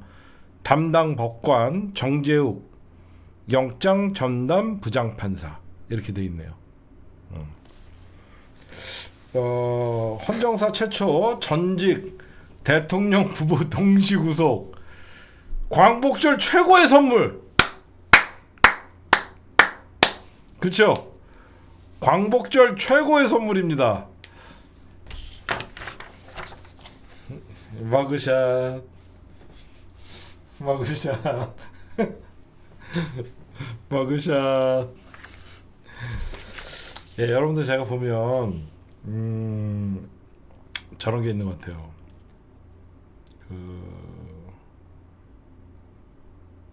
김건희는요 대통령이 아니잖아요. 제 한 평 그 조금 0.7평 거기 가는 거 맞죠? 절대 법무부에서 김건희를 영부인, 왜 그러면 영부인 독방은 따로 없을 거 아니야. 여태까지 영부인 중에서 감옥 간 사람이 없으니까 영부인 특별실은 없을 거 아니야. 응? 0.73평 영부인 독방은 없을 거 아니야. 이제 또 오늘부터 아프기 시작하시겠죠? 아이고, 저는 진짜 저런 생각을 해요. 그냥 탐욕에 찌든 천박한 인간이 윤석열이라는 희대의 괴물을 만나서 괴물을 꼬셔서 신분 상승을 하고 신분 상승을 하다 보니까 세상이 우스워 보였고 그런 생각 안 해보세요? 그쵸? 그냥 김건희는 세상이 우스워 보였던 거야. 검사만 잡고 있으면 어떻게 보면 15년 전에 구속돼야 될 인간이 이제 법의 심판을 받은 거예요. 15년 전에 구속이 진작 됐어야 되는 인간이 이제 법의 심판을 받은 거라고 생각해요.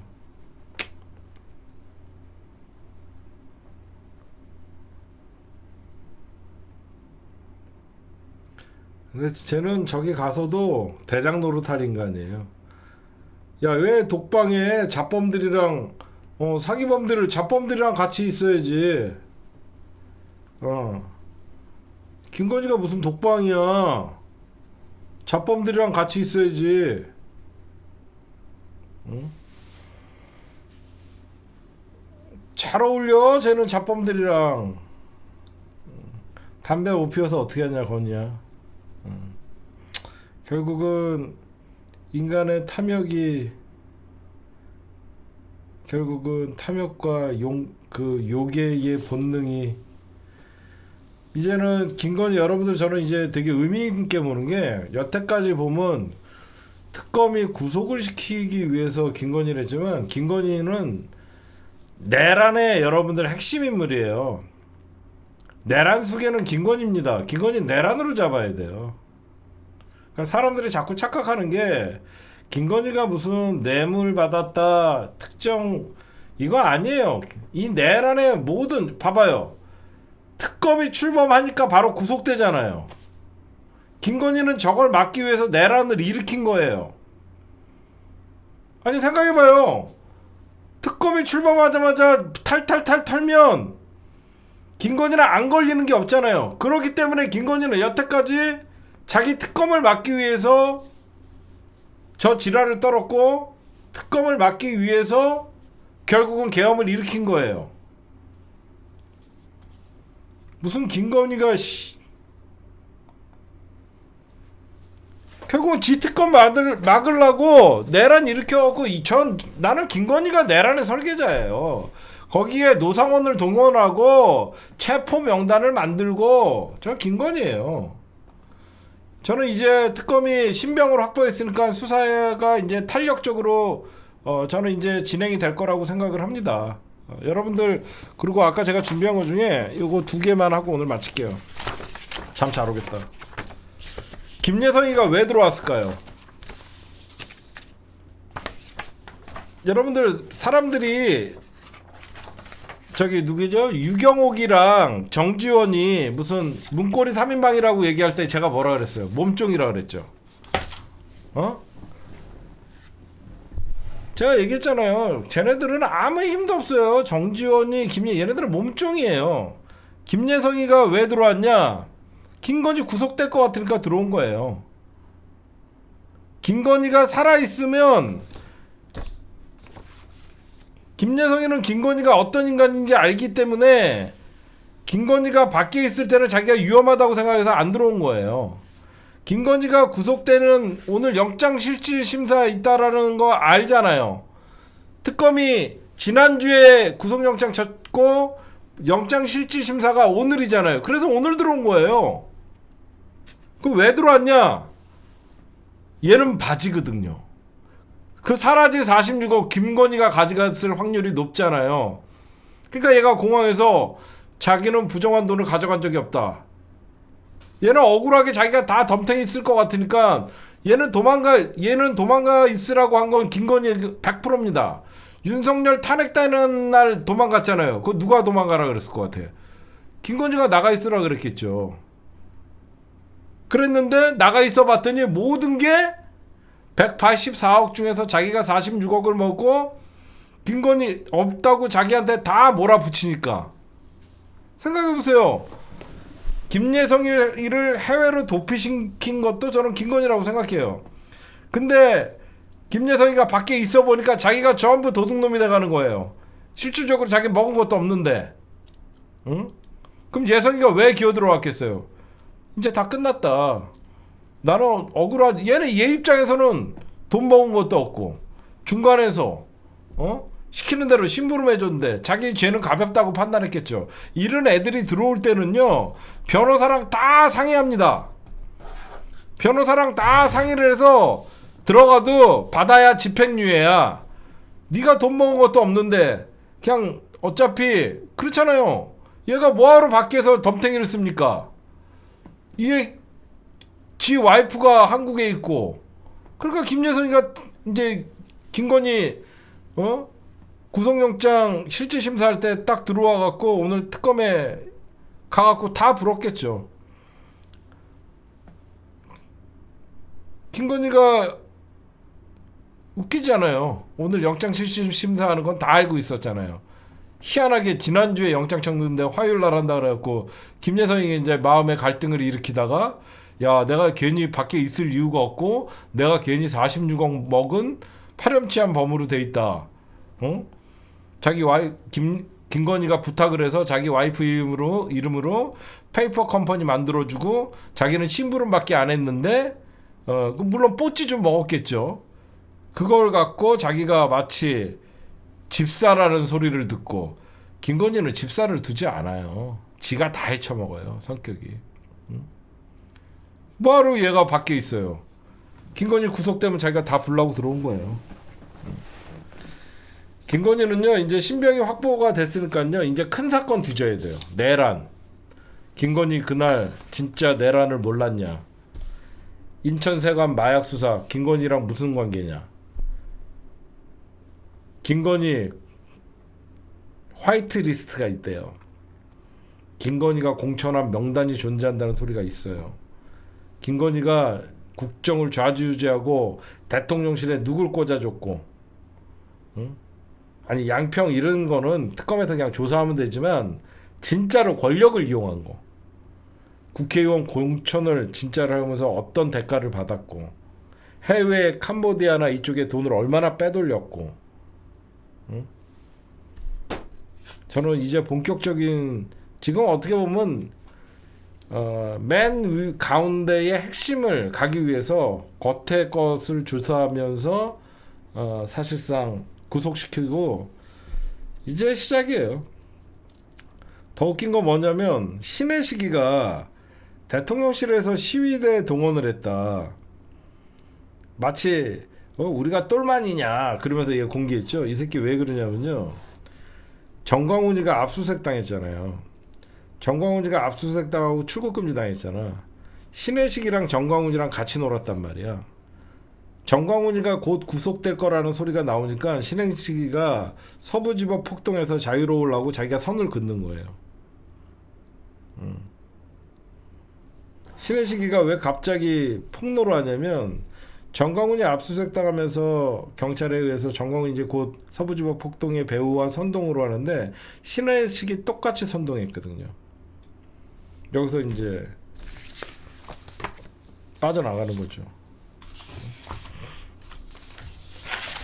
진짜 대한민국 헌정 역사상 부부 사형 나올 수도 있겠네. 내란에. 그래도 사형은 좀 그러니까 무기징역, 하나는 사형. 근데 김건희는요, 내란, 여러분들이 상식적으로 봐도 김건희가 어떻게 내란에 그 뭐를 저는 몰랐어요. 아이고 참 뭐를 누구세요? 아마 그 누구죠? 노상원 수첩이나 그 누가 그 여기가 어디 평양 그 누구죠? 그 사람? 그 우리 편? 홍장원 차장이 그 불러줬던 그 명단 김건희가 짰을 거예요. 제가 볼 때는. 내일 재밌겠네. 머그샷 찍고 신체 검사 건강 받고 한 6개월만 잡아놓으면 최대 6개월이지 1심. 6개월만 잡아놓으면 얼굴 다 무너지니까 얼굴 쌍판대기나 좀 제대로 보자.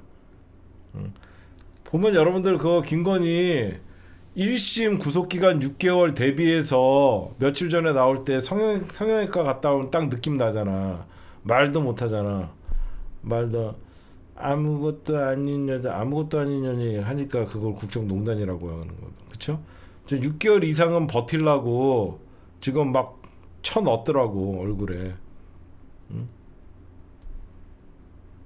에휴, 참. 저런 인간한테 우리가 3년 동안 지배받았다고 생각하니까 아우 진짜 화가 난다 화가.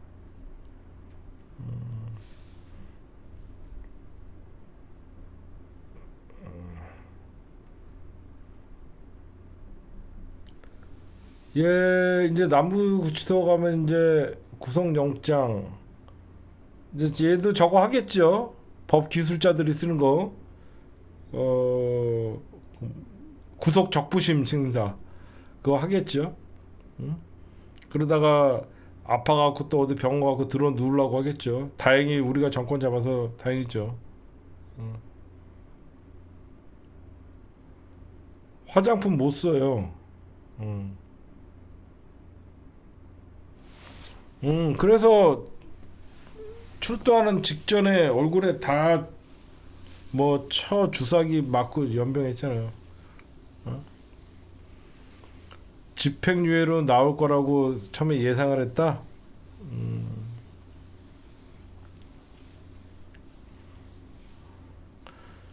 남부구치소 식단 나왔어? 내일 아침 빵, 딸기잼, 우유, 점심 돼지김치찌개 면에 쳐 와갖고 에어컨 바람 쐬면서 쳐 있겠지 뭘. 아 로션 같은 건 바른다고? 쟤는 샤넬 아니면 안 발라. 쟤는 샤넬 아니면 안 발라. 혹시 이변 이거 방송 보나? 내가 집권 1년차 집권 하루부터 김건희가 대통령이라 그랬었잖아. 얘 뭐 하나 나오면 이제 김건희 돈 다 저거는 돈을 금융 치료를 해야 돼. 돈을 뺏어야 돼서 김건희 우리 이제 소송인단 모집해 갖고 우리 다 갑시다 나중에. 우리 소송 지금 진행돼 가고 있을 걸. 나중에 이재일 변호사님이 글을 올려주신다 그랬어요.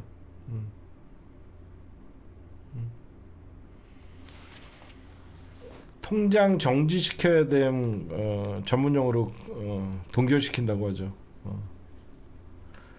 근데 여기서 그치면 안 돼. 빨리 최은순 다시 잡아들여야 되고 그 다음에 김진우 잡아들여야 되고 중요한 거 얘기할게요. 김건희가 이제 구속됐죠. 법원에서도 영장이 나왔죠. 그러면 민주당과 이제 최강욱 검찰총장님이 만약에 가게 되면 검찰 과거사를 그 새끼들 여태까지 최근에 김건희 불기소 처리해준 이창수랑 이 검사 새끼들 다 잡아야 됩니다. 검사 새끼들 다 잡아야 돼요. 지금 최은순, 김진우 여러분들 그거 아세요? 김건희 언니도 있는 거 아세요? 언니가 지금 나지 않는데 언니도 있어요. 김건희네가 이남 이녀냐? 이년이래. 이남 이녀야. 언니가 있어요. 이남 이녀인데 얘도 뭔 소리가 있어요. 여러분들 김건희가 구속됨으로써 이제 제일 긴장하는 조직은 검찰일 거예요. 검사들. 김건희 사건 막으려고 했던 자들. 거기에 이제 저는 한동훈이가 제일 떨고 요즘 한동훈이 조용하잖아요. 한동훈이가 제가 보면 특검 수사가 되고 나서 의외로 조용하거든요. 특검 수사를 하다 보면요. 검찰이 얼마나 김건희 특검에서 수사하다 보면 한동훈이까지 갈 것 같아요. 김건희 사건에서 수사를 하다 보면 한동훈이까지 안 갈 수가 없어요. 그 당시에 한동훈이가 법무부 장관이었고 민주당이 김건희 특검 얘기할 때 싸가지 없이 국회 대정부질문이나 이런 데 나와갖고 받아치고 연병을 했거든요. 아마 최강욱 의원님이 검찰총장으로 가면 그동안 검찰 수사자로 다 해갖고 직무유기, 직권남용 이런 걸로 한동훈 반드시 잡아야 됩니다. 한동훈이 잡아야 돼요.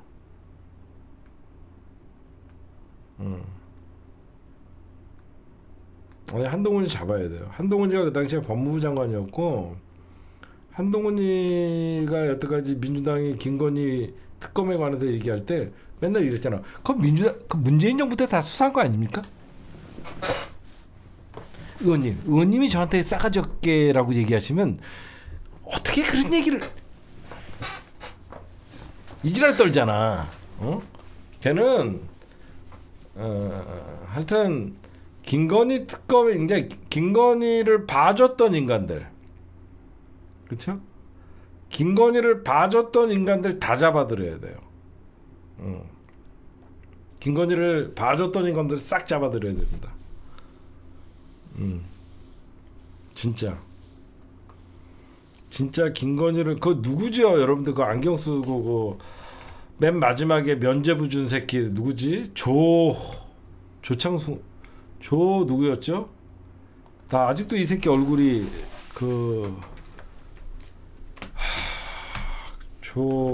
조였나? 최였나? 심우정 말고 조상원. 야, 나 이 조상원 안경 쓴 놈. 이 새끼 얼굴 하나. 예. 얘 기억나시죠? 예. 얘가 조상원이야. 얘가 그때 김건희 불기소 옆에서 얘기했잖아요. 서울중앙지검 4차장이었다가 사직선 했잖아요. 5월달에. 얘가 김건희 불기소 무혐의 처리 최종적으로 하고. 이거 잡아야 돼요. 이거 이창수 다 잡아야 돼요 지금. 저는요 여러분들 우리 좀 냉정하게 생각하면요, 왜 검사들은 범죄를 저지르고 옷 벗으면 마치 그게 옷 벗는 자체가 면죄부인가요? 이상하죠. 분명히 조작 수사하고 온갖 죄는 다 저질러 놓고 마치 옷 벗고 나가면 나 이제 검사 아니니까 책임 묻지 마. 왜 그래야 돼요? 나 우리나라가 이상해요. 없는 죄 만들어내고 있는 죄 덮었던 놈들이요, 그냥 사직서 내면요 더 이상 책임을 묻지 않아요. 왜 안 물어야 돼요? 어떤 공무원들이, 쟤는 공무원들이에요. 어떤 공무원들이 자기가 과거에 업무를 보면서 했던 실수나 그런 것들에 옷만 벗고 나가면 아무것도 안 물어요. 왜? 응? 나는 이번 특검과 동시에 반드시 그 새끼들 잡아야 된다고 생각해요. 응.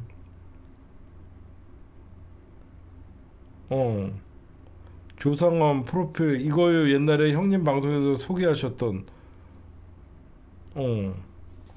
맞아.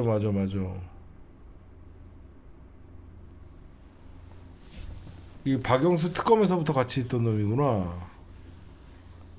4차장 72년생. 내가 옛날에 이거 조상원 계속 내가 때렸는데 다 잡아야 돼 이거. 이런 정치 검사들 잡다 보면 여러분들, 내가 왜 조국을 사면하고 재수사 해야 된다라고 그러면 조국 사건 재수사만 한동훈이 잡아요. 김상민이 잡고 검사들 다 잡아버려요. 얼마나 조작했던 사건이 많습니까? 아니 나는 진짜 조국뿐만 아니라 최강욱 의원님, 여태까지 그 이화영 부지사, 김용, 그 다 검찰이 조작한 거 아니에요? 근데 왜 사면을 못하게 해? 그게 우리 진영이 맞나? 내가 잘못됐나? 검찰이 조작해갖고 피의자들이잖아. 검찰에 의해서 억울하게 옥살이한 피의자들인데 당연히 민주정부가 들어서면 사면하는 게 맞는데 그걸 왜 우리 측에서 사면을 반대? 난 이해가 안 가. 응?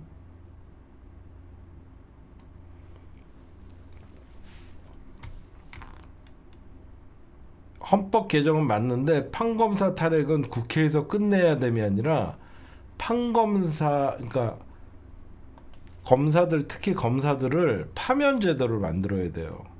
판사 검사도 공무원인데 이 새끼들은 파면이 없어요.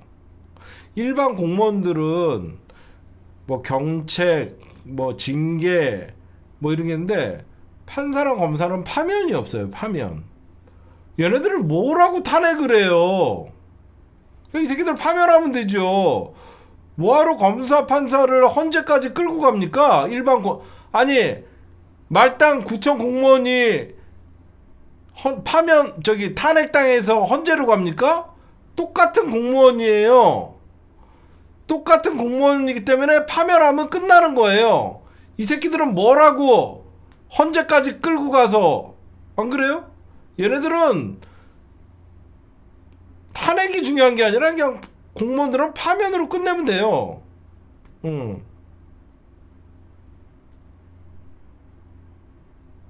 아니 이거는 헌법 개정이고 얘네는 파면하면 돼요. 그러니까 괜히 탄핵하면 헌재 가갖고 다시 날개 달아주고.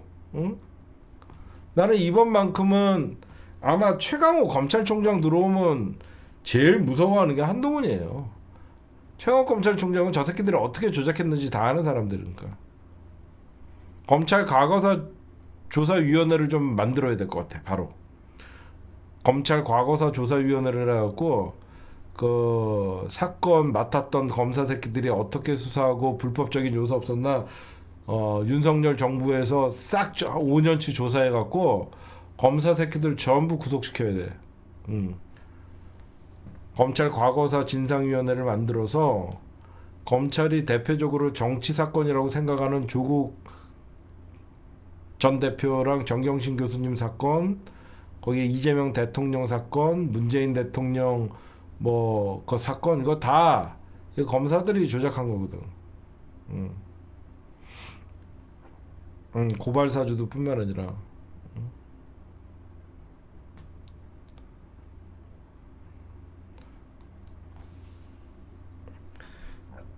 건이야, 너 뭐 하나만 남으면 너 바로 우리 전국민 손해배상 청구 들어간다. 숨겨놨던 그라프 목걸이 빨리 찾아라. 응? 너 상민이 그 비자금이 여러분들 저는 이상민 집에서 발견된 그 30여 원의 돈도 다 그거 김건희네 돈 잠시 보관해 준 것 같아요. 모든 돈은 다 김건희 거야. 김건희가 뭘 안아줘. 응? 아유, 그 자기 돈이면 보관하고 있나? 진작 치웠지? 뭐하러 거기에다가 백 그대로 집에다가 놔뒀겠어. 언제든지 성렬이 형이 갖고 오라 그러면 갖다 주려고 딱 잠시 보관하다가 걸린 거지. 제 말 맞잖아요. 잠시 보관하다가 걸린 거지. 누군가가 난 그게 김건희 해외 도피 자금 같아. 김건희 해외 도피 자금으로 여러분들 저는 이런 상상을 했어요. 왜 이상민이가 판사 출신인데 현금 30억 정도 되는 걸 거기에다 놨을까? 해외 순방 갈 때 비행기에다가 실어서 어딘가에 빼돌리려고 그랬던 것 같아. 그런 생각 안 해봤어요? 해외 순방 갈 때 대통령 짐꾸러미 같이 그 가방을 쫙, 그래서 나는 에르메스로 백을 한 것 같아. 해외 순방 갈 때 에르메스 백 같이 해갖고 전부 집어넣어서 그 해외로 돈을 빼돌리려고 한 것 같아.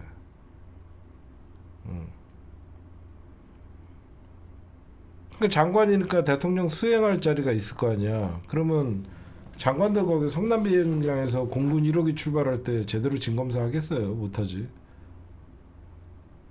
그러니까 언제든지 그때가 내가 보니까 맘만 먹으면 해외 순방 나가고 행자부 장관 따라갈 수 있잖아. 그래서 돈을 거기에다 보관했던 것 같아.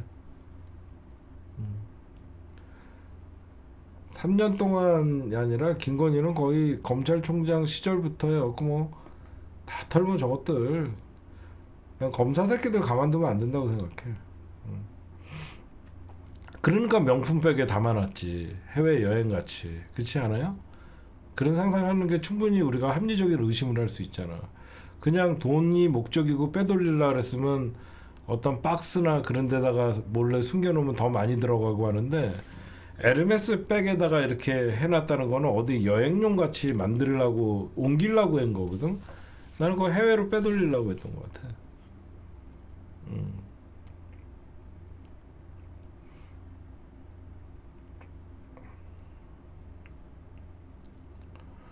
아유, 여러분들 어쨌든 오늘 제가 되게 피곤한데 기분이 좋네요.